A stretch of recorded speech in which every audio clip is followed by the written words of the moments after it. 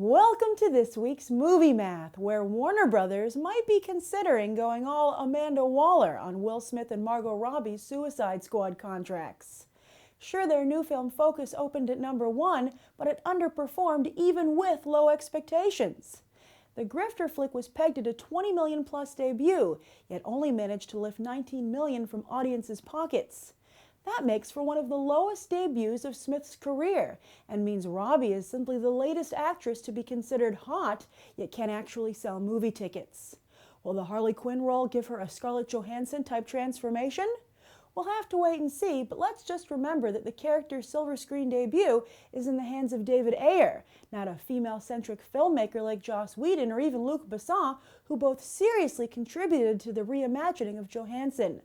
And to make matters worse, Focus couldn't even deliver overseas, where Smith has usually been an ace in the hole. It took in just a little over $12 million at the foreign box office and actually came in behind the second best exotic Marigold Hotel over in the UK. Warner Brothers is blaming bad weather, yet it can't be a good sign that 88% of the audience was over the age of 25 for Focus, Smith, Robbie, or Suicide Squad. The movie also skewed slightly female at 53%, odd for a movie that tried so hard to echo men's magazine GQ, from the visual style to the casting. Warner Brothers didn't release information on the ethnic breakdown of Focus's audience, which is too bad because it would have been interesting to see who showed up and who didn't show up to support a very diverse movie with an interracial couple front and center. And it's not like another movie stole Focus's thunder.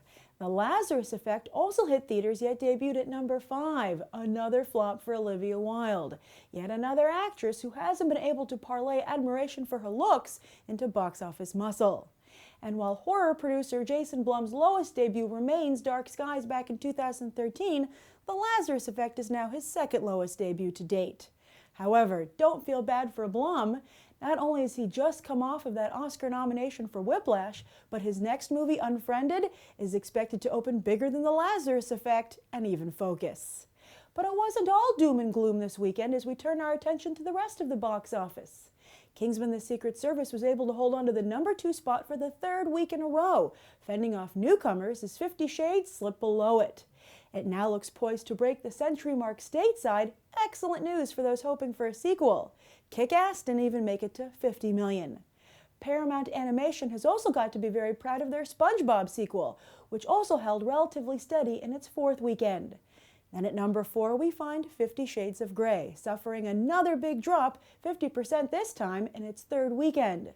Still, worldwide, the pick is nearing the $500 million mark and to date is the biggest movie of the year both stateside and worldwide. Speaking of yearly rankings, American Sniper has snuck up on both Guardians of the Galaxy and Mockingjay Part 1, and within the next week is expected to surpass both as the highest grossing movie released in 2014 domestically. Back to the top 10 for this weekend, McFarland USA and The Duff demonstrated solid holds and continued to run neck and neck, while the other new release from last weekend, Hot Tub Time Machine 2, plummeted almost 60% to #10. Meanwhile, Still Alice benefited considerably from Julianne Moore's Oscar win last weekend, finally making it into the top 10 in its 7th week of release.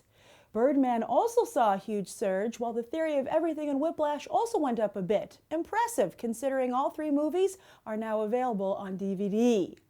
On a side note, it's been suggested by some that the studios should make all Best Picture nominees available on demand the week prior to the Oscars.